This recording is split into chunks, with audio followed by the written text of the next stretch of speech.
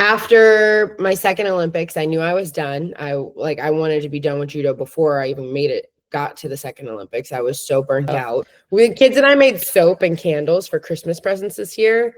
And I was like, oh yeah, like I could just have like a little Etsy shop and like I'm not punching someone in the face, but like building, creating, doing things for my family, for my home. Like it's a different kind of joy. I don't do it because I want, Joe Schmo down the street to think I'm the greatest fighter on the planet. Like I do it because I love it and I have a desire to see how far I can take it. And for love of the game, for love of the sport. Like Kayla Harrison, thank you for coming on today. I really appreciate your time. Wow, you did enough push-ups to win me over. So here I am. Yeah, no, I appreciate that a lot, honestly. It was just a little challenge and I thought, why not? And I've been trying, to be honest, to get you on for quite a while. Oh. Yeah, Oops. quite a while. Oh, yes, I knew that. You had Kayla Rocco on, right? Mm-hmm. And yeah, she told me it was actually a really good conversation and that I should come on. And then life just kept happening. And so, yeah, here we are. But we made it happen. Yeah, we did. No, honestly, I really, really do appreciate chatting to you. Bit of a random question to start off with, but when obviously you're training all the time, you're pretty much always in good shape from what I can tell. But after like fight camps and after your big fights, what's like your go-to sort of cheat meal? I just wanted to know. Yeah, I mean, well, before I used to cut weight, it would just be like nachos. I always craved nachos, like a really good plate of nachos and a chocolate cake. But since I've started cutting an extreme amount of weight, it's pretty much anything that's not nailed down. From nachos to cheeseburgers to chicken parm. I love a good chicken parm. There's this restaurant that me and the coaches always go to, Runway in Fort Lauderdale, and they have the best chicken parm. Ugh, I love it. Yeah. So, but usually it's nachos and chocolate cake. It's just expanded quite a bit since I've had to deplete myself. Yeah, how do you make weight, by the way? Like that weight cut, honestly, is crazy. Yeah, God. God. Definitely not definitely not of my own accord. This is something like this is a feat that really I do equate to my higher power and to God, because the amount of discipline, the amount of like mental fortitude, the amount of sacrifice that it takes to make 135 pounds is not, it's not natural. I don't know that it's like humanly possible, really. So I give a lot of credit to God for that one. No, honestly, it's mad because I think when you step in to obviously compete, you must be a fair bit heavier. I'd say, like, do you stack it on quite quickly? Yeah. Oh yeah. I mean, I'm 165 pounds when I step back into the cage the next night, easily. And that used to be the weight that I walked around at naturally, like between 160 and 165 pounds was like, I mean, if I was training hard, I could get down to like 155, but usually I'm about 160 pounds when I'm training and I'm eating whatever I want. And now my body is just like, no, we're not ever doing that. So now like I'm closer to 170 pounds after a camp, after I cut all that weight. It's getting harder and harder, actually, not easier and easier. Have you always wanted to? Sorry.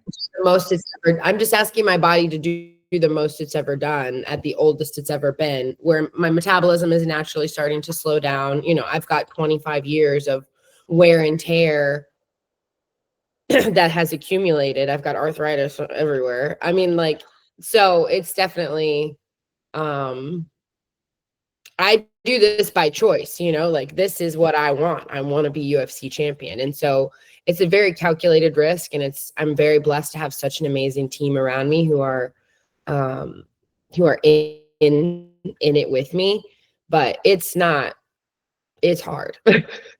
Have you always wanted to compete in MMA? Because obviously you've got your judo background. Like, what was the transition like for you for that, by the way? 'Cause obviously- No, I didn't. I mean, really, like when I was younger, it wasn't even really a thing. And to be honest, I didn't really show interest in it until Rhonda started to be successful.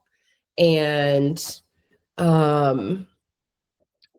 yeah, so my first Olympics, it wasn't like, it was maybe like Chris Cyborg and like Gina Carano, you know, and then by my second Olympics, Rhonda started competing or fighting and having some success. And I was kind of like, oh, if she can do it, I can do it. And after my second Olympics, I knew I was done. I wanted to be done with judo before I even got to the second Olympics. I was so burnt out. And I went into a bit of a slump, like really a depression, a post-Olympic depression. And I wasn't doing anything. I had no purpose. I was writing my book at the time. And so, which also happened to be like a lot of dark, I guess, triggering material. And so I was not in a good headspace mentally. And I went to this striking class in Boston. And I just ended up really loving it. I think it's so important. People don't understand the power of like getting back into your body, especially when you're maybe depressed or you're dealing with anxiety or you're coming off of a breakup or getting fired or like whatever triggering episode or traumatic thing is happening in your life. Like getting back in your body can be so, so powerful. And for me, it happened to be a striking class. And I kind of just fell in love with it. And a month later, I did my first sparring session and I was like, oh yeah, this is sick. Yeah, I can imagine, like, because I suppose the change there is still like, obviously it's a different sort of set of skills, but you've got that competitive element still, which I think could be quite rewarding. Do you think that like played a part in sort of helping you overcome some of those issues that you had going on when you were in that dark place? Totally. And I think at that time too, you know, I was 26 years old and I still very much operated from a place of like externally driven, you know, like I wasn't quite as far along on my healing journey. And so it was like very essential to my worth that I did something, like in my eyes. And I don't believe that's true anymore, but back then for sure I was like, oh my God, like I have to win things so people will love me. And I have to be good at things so that I'll be enough.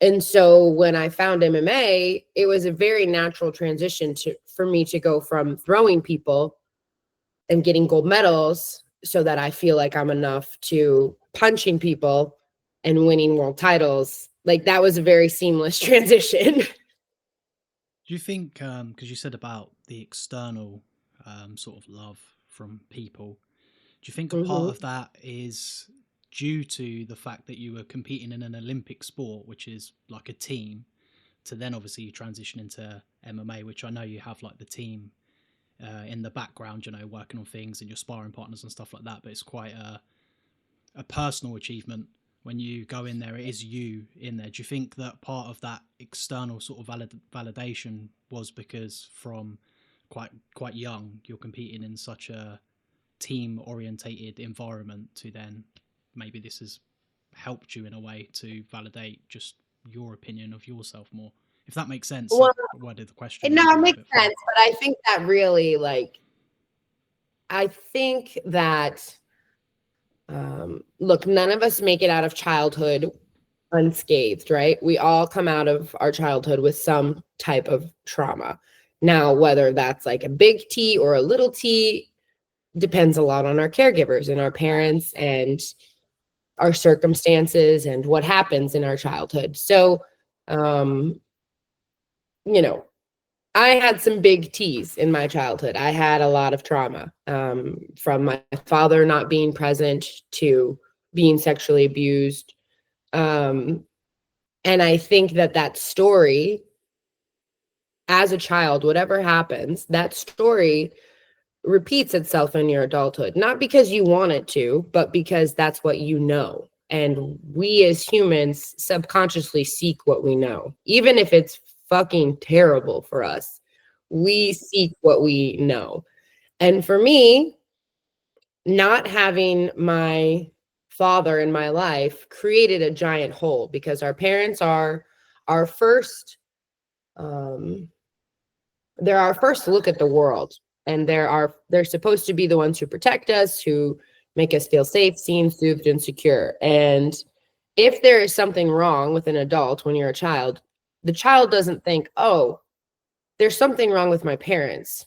The child internalizes that and says, I'm broken, I'm worthless, because we can't survive without our parents. So our parents have to be okay. And like, it doesn't compute in our brains. And so I think that my story was, I'm not enough. My dad's not here. No one's protecting me from this man who's hurting me. I'm not enough. And in order for me to fill that hole, I had to get really, really, really good at stuff. And I was a straight A student. And, I always did my chores, and my bed was made every morning. And I trained twice a day by the time I was 12 years old. And I had to be really, really, really good, because if I was perfect, then no one would see that I wasn't enough. And so that is the story that along with many others, that I continued to have into adulthood, for a long time, until I became aware, really. And even when I was aware, I was still perpetuating the story. It was just a matter of like learning how to do something different. Yeah. Do you think that's like been a bit of fuel for you for why you maintain sort of such a consistent structure to your training and stuff like that, to help you get up and do what needs to be done? Like, even though Yeah. it's slightly negative, you've kind of, it's weird, like Well, you've used it in a way that's actually taken you yeah, to the top of your field. 100%. Now, don't get me wrong. I am grateful for 100% of the things that have happened in my life, even the bad shit, because if it hadn't happened, I wouldn't be who I am, and I wouldn't have gotten to where I am. And I'm not just talking about like money and accolades. I'm talking about like who I am as a person, like the peace I have, and the my relationship with God that I have, and the mother I am, like all of these things would never have occurred if I hadn't experienced deep, deep pain. And so I can't just be grateful for the good times. I'm also grateful for all the hard times that made me who I am. And I do think that it all happened for a reason, and it does help to keep me balanced. But I do what I do now because I love it. Like I don't show up to the gym out of like obligation. I don't show up as a mother out of obligation. I'm not a good friend out of obligation. Like I do all of like I have done a very good job of cultivating an inner peace and weeding my garden, so that like I don't do shit that I don't want to do most of the time, like most of the time. Of course, we all have things that we probably don't want to do, but um yeah. And I just do think that like I don't think that you have to be like a world-class anything, but I do think that setting healthy goals for yourself and like getting in your body, moving your body, challenging yourself, like we grow at the edges of our experience as human beings. And if we never face adversity, we never reach our potential. And that's not to say that everyone's going to be an Olympic gold medalist or a, brain surgeon or whatever, but like adversity is important in life. And I think that more now as I become a mother and I am raising young children and my daughter is getting to a certain age. And it's like, oh man, I never want her to experience anything close to what I experienced. But like, yeah, I want her to lose a softball game. Like she needs to know what it feels like. Like it's hard. She hates it, you know, like these lessons in life are important. So yeah, I'm very long-winded today. Sorry. No, I like the answers. I enjoy listening. Honestly, it's good, and it allows you to just let everything out that you want to say and kind of go Yeah. off on tangents, and I can pick up on points as well. Go What off on them. what like what motivates you? Like what gets you up and going? Like genuinely, obviously, I know you said the love for it, but is there anything else? Because obviously, if we love what we do, it makes it easier. But there's got to be those days Yeah. that you're just like, I cannot be bothered. And what's in those moments? What's the switch like that gets you going? Honestly, a lifetime of discipline, you know.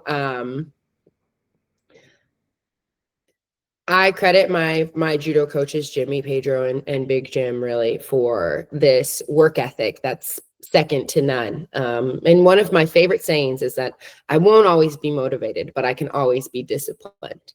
And I feel like I have embodied that in my career, and it shows in my body of work that like, of course we all have bad days. We all have days where we're just like, ugh, fuck this. I really like, I don't want to do this. But the people who can get up and do it anyways tend to be more successful, in my opinion. And you know what? Again, like it's this deep self-worth that also um reinforces, you know, like I love myself no matter what, but you better believe that like if I show up to a training that I didn't want to show up to and I work my ass off, like I feel better about myself after than I did before. That just reinforces this belief in myself.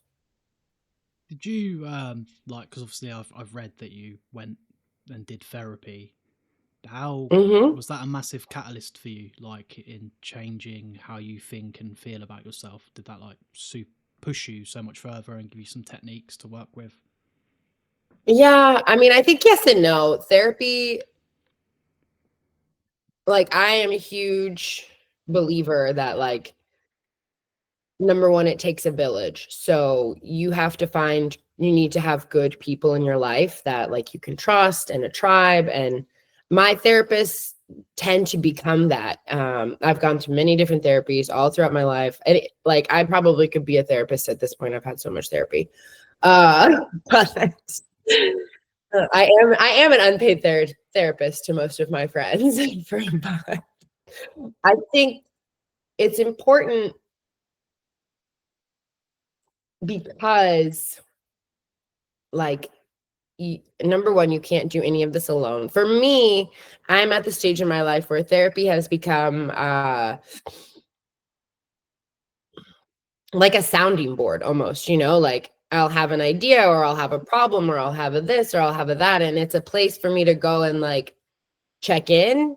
And also it's a place for me and just me. Whereas like, you know, it, yeah, and that's not always the case in other areas of your life, but I'm a huge believer in therapy, the right therapy for you, and they're not all the same, and one size doesn't fit all, and not every it's like kind of fun, kind of like finding a partner, you know, like one therapist may work for someone but not for another one. And but I can say like without a shadow of a doubt that taking care of my mental health, um I wouldn't be here if I hadn't done that. Like you know, I, I was not in a good place. And so it's important, and I never undervalue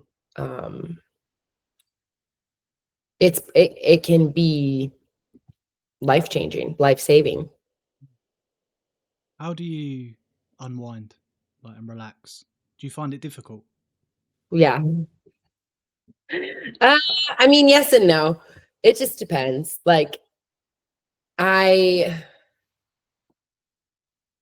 Usually at night I'm so tired that it's not that hard. I'll read like a half a paragraph in a book and I'm passed out.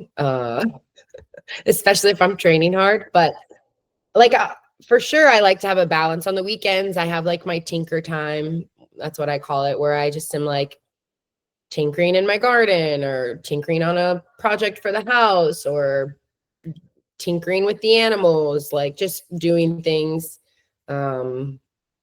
that don't relate to fighting, or being a mom, like I'm basically like a level 5 Lego master at this point. I'm so good at Legos. It's unreal. Um, so just stuff that doesn't involve me being Kayla Harrison, the fighter, really. Like that aspect is super important to me. And also like in doing things that involve me being Kayla Harrison, not mom, like not in charge. Like, I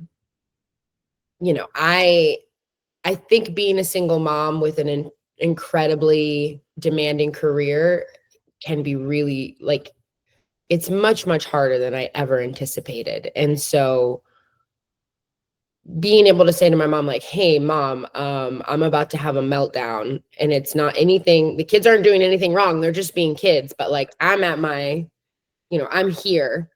And then me like going to check into a hotel for a weekend where I don't hear the word mom, and I am not in charge and no one is relying on me to survive, and I'm not doing any interviews and I'm not getting punched in the face, and I'm just like being quiet and being with myself and like being alone is important.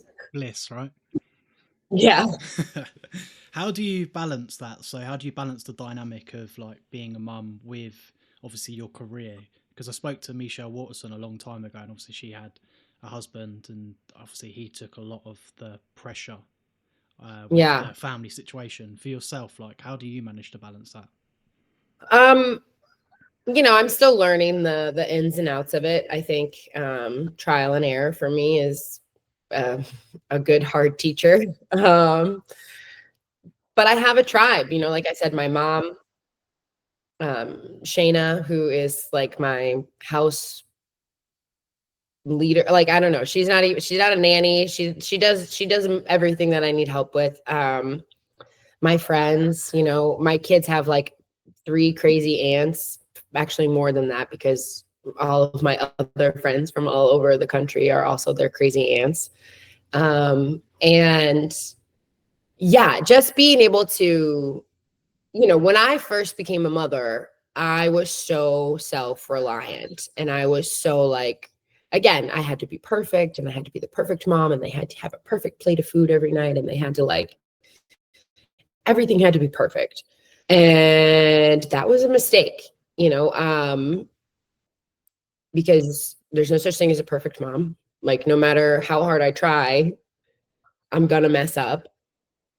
And like, nobody does this alone. Nobody. And if they do say that, they're lying. Like, it's not real. You can't raise kids alone. Like, we're not wolves, like that's not how it works. It takes a village, and being able to like become humble enough to realize that I need help was important. And luckily I was surrounded by people who were really willing and able to help, and who love me and who love my children. And again, I equate that to God. Like, when I finally was able to say, like, God, dude, I am messing this up, I suck, please help me, like, he was there to help me. Have you always been religious, like the belief in God and stuff like that? When I say stuff um like that, you know what I mean, obviously. yeah, I mean, I think not like organized religion, I think I've always had a deep belief in something greater than myself. And um even when I was a kid, when I was going through sexual abuse, like when I would write in my journal, I would write, dear God. um and he has always been faithful to me. It wasn't until really I got the kids, and um, I've always wrestled with that, right? Like I've always wrestled with this, like, who is God? What is God? Why is there suffering? What's happening? Like, and it wasn't until I got the kids that I really felt called to go deeper into my faith and to learn more and open my eyes to like the saving grace that has been offered to me. And it changed my life. You know, it is the single greatest thing that has ever happened to me. Like, and I've done amazing stuff, right? Like I have 2 Olympic gold medals, I have 2 beautiful children, I have 2 world titles, I have millions of dollars in the bank, but like nothing compares to that and the peace that I have now because of that. Because again, like all these problems that I've talked about are all these like, you know, not feeling enough, that like all of these things, like that's all wiped clean by a God who loves me and saved me. And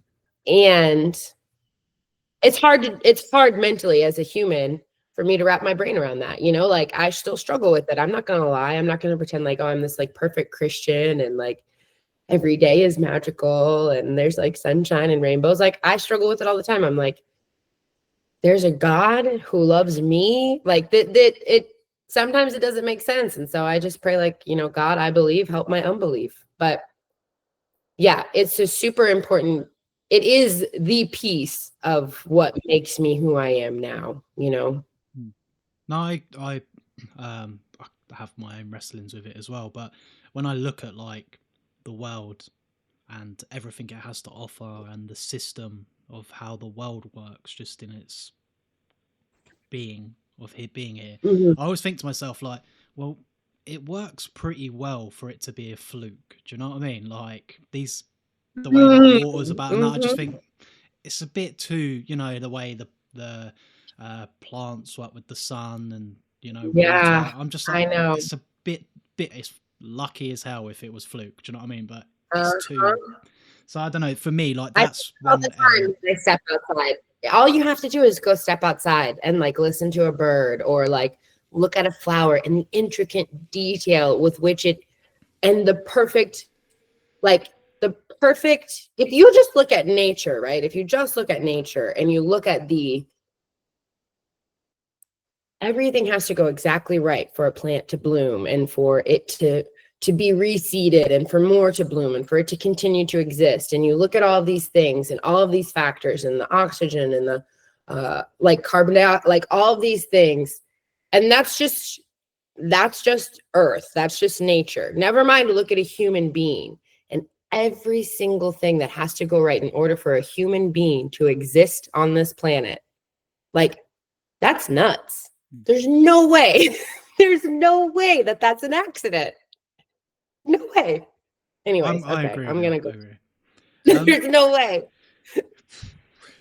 I mean, it's crazy. Like, if it is fluke, fair enough. But you're not selling me that. Do you know what I mean? If someone just come up to me I and mean, went, also, this is where I struggle with it. Like, what does it hurt to believe in something higher than yourself? Like, if you're wrong and it's just an accident and you die and then nothing happens, like, okay, then you died and nothing happened. But like, it's just crazy to me. Like, I just can't even imagine living in this world and thinking that there's not something greater than yourself here on earth. Like, it doesn't make sense. Anyways, what yeah. was it?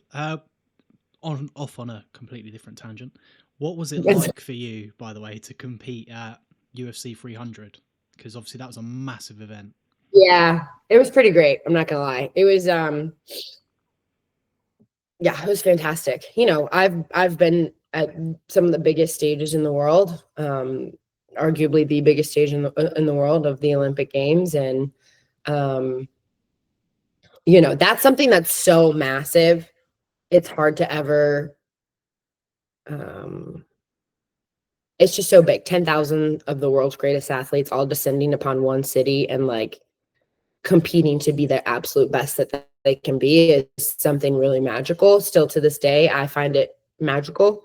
But UFC 300 was pretty damn close. Like it's one sport And it was just like electric, like the energy, the vibes, the atmosphere, the fans, the crowd, all of it was like, oh yeah, this is where I belong. Like Bruce Buffer, just all of it. It was amazing. Holly Holm, debut, UFC 300. I was like, oh yeah, God's plan. Like, this is it. This is great. I'm living my best life. Did you feel that way, like when you didn't feel Yeah. overwhelmed? Because I know some people, personally for me, I think if I was in that situation, I'd be like, I don't know, fight or flight, but I'd probably go into my shell a little bit. But you seem to just excel, like, no, this is where I'm meant to be. Yeah, I just really love it. And I do think that I have I just shine brightest under the big lights. It's just been sort of the nature of my life. And yeah, I don't know. I definitely feed off of other people's energy and like the atmosphere, I guess. And to have such an electric atmosphere really, I felt propelled me. So I enjoyed it. It couldn't have been better. You still feel pressure when you go and compete?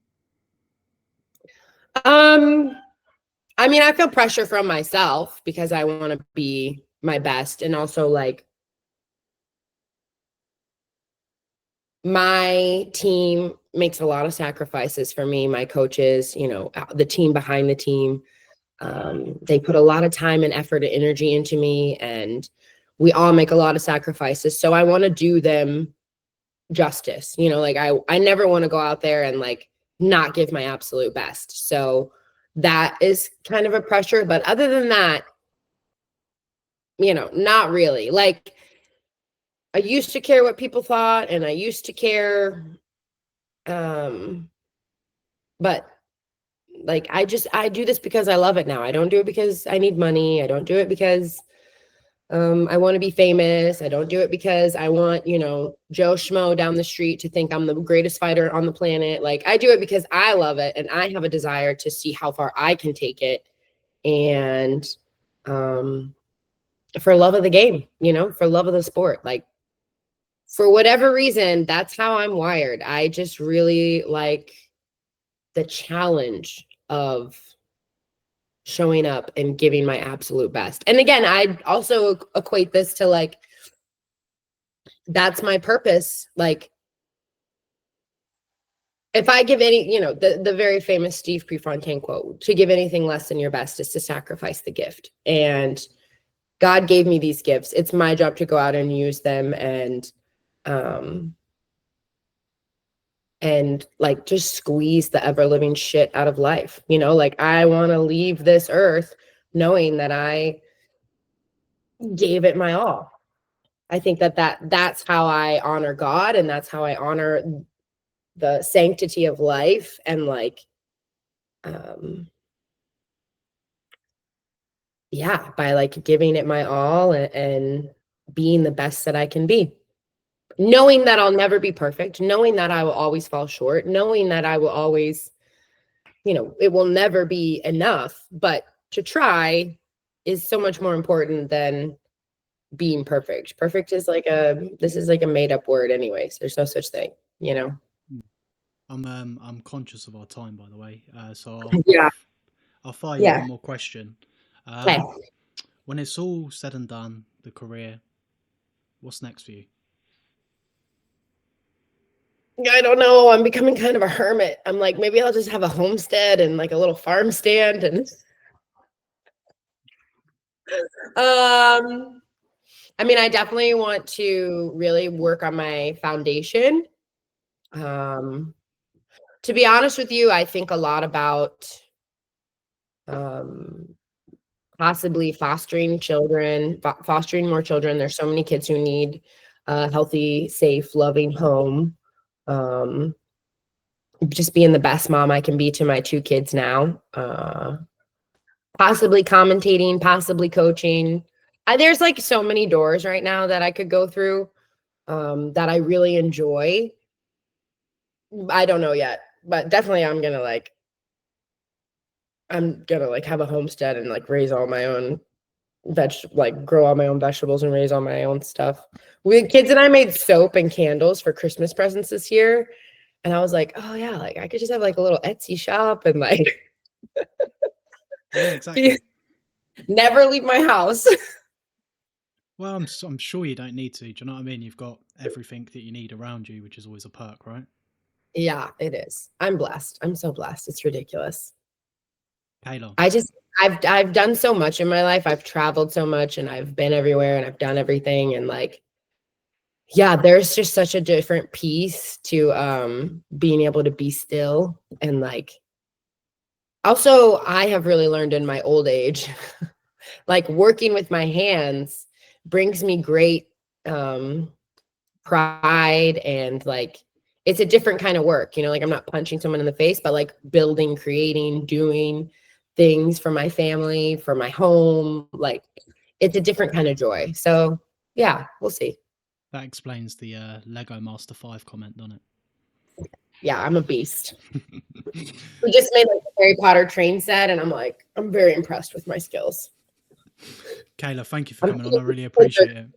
Pros. My kids are the pros. I just like sit there and I'm like, where's this piece? And they're like, Mom, it's right here. I'm like, okay. I really do appreciate your time though for coming on and chatting to Yeah, me. of course. It's my pleasure. Thank you for the great conversation. That's right. I'll chat with you for like 2 minutes off stream quickly, and then I'll let you shoot. Yeah. Is that all right? Cool. Cool. Thank you. Yeah.